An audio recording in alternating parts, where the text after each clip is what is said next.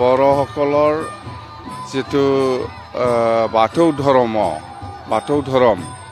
ইয়াৰে আজি মঙ্গলবাৰ প্ৰত্যেক মঙ্গলবাৰে আমাৰ বাথৌ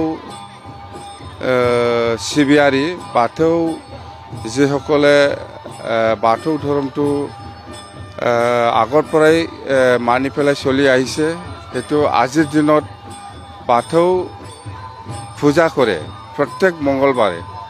তো ইয়াকে আজিৰ দিনত আমি যিমান বাথৌ শিবিয়াৰী মানুহ আছে ইহঁতক একেলগে লৈ পেলাই আমি এণ্টায়াৰ BTC অঞ্চলৰ বা ধেমাজি বা বিভিন্ন জিলাৰ পৰা আহি একেলগে আমি শান্তিৰ নামত বা সকলো জাতি জনগোষ্ঠী শান্তিকে থাকি পেলাই আমি যাতে এই অঞ্চলত শান্তিপূৰ্ণভাৱে আমি কাম কৰি যাব পাৰে সকলো ৰাইজৰ লৈ সকলো জাতি জনগোষ্ঠীক লৈ সকলো ৰাইজক লৈ ইয়াৰ কাৰণে আমি আজি ডাঙৰকৈ ইয়াত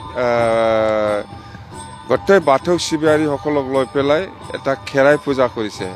আৰু এই খেৰাই পূজাটো এনেকুৱা হিষ্টৰিক আমাৰ বড়োসকলৰ মানে ইয়াতে আপোনালোকে গম পায় যে বড়োসকলে বাথৌ পূজাটো কেনেকুৱা কৰে কেনেকুৱা খেৰাই কৰে আৰু এইটো বহুত বছৰৰ পৰা চলি অহা এই আমাৰ বাথৌ বড়োসকলৰ ধৰ্ম বুলি ক'লে বাথৌৱে মেইন। ইয়াৰ পিছত হয়তো কোনোবাই বেলেগ বেলেগ কাৰণত বেলেগ বেলেগ ধৰ্ম লৈছে সেইটো বেলেগ কথা, কিন্তু অৰিজিনেলি বড়োসকলৰ ধৰ্ম বুলি ক'লে বাথৌ পূজা। আৰু মই বাথৌ শিবিয়াৰীসকলৰ লগত একেলগে থাকি আজি খেৰাই পূজা যে কৰিব পাইছোঁ মই মনত খুব ভাল লাগিছে। আৰু প্ৰত্যেক ৰাতিপুৱা মই মিছা কথা নকওঁ, প্ৰত্যেক ডেইলি ৰাতিপুৱা মই উঠি পেলাই মই এই বাথৌটো নমস্কাৰ কৰি পূজা কৰি মই আহোঁ। আৰু সেইটোৱে মই আশীৰ্বাদ বিচাৰোঁ যে আমি ৰাইজৰ হৈ যাতে আমি একেলগে থাকি কাম কৰিব পাৰে তাৰ কাৰণে মই ডেইলি আশীৰ্বাদ বিচাৰি পেলাই মই কামত ওলাই। আৰু মই আজিও ইয়াত একেলগে আমি খেৰাই পূজাত থাকিবলৈ পাই মই খুব ভাল লাগিছে। আৰু মোৰ এটাই কথা যে আমি যাতে শান্তিপূৰ্ণভাৱে সকলো ৰাইজৰ কাৰণে কাম কৰিব পাৰে তাৰ কাৰণে মই আশীৰ্বাদ বিচাৰিছোঁ। আৰু অঞ্চলত যাতে শান্তি বজাই ৰাখিব পাৰে সকলো জাতি জনগোষ্ঠীক লৈ এইটোৱেই মেইন কাৰণ। আমাৰ একো কাৰণে মুঠতে আমাক লাগে শান্তি, আমাক লাগে উন্নয়ন কথা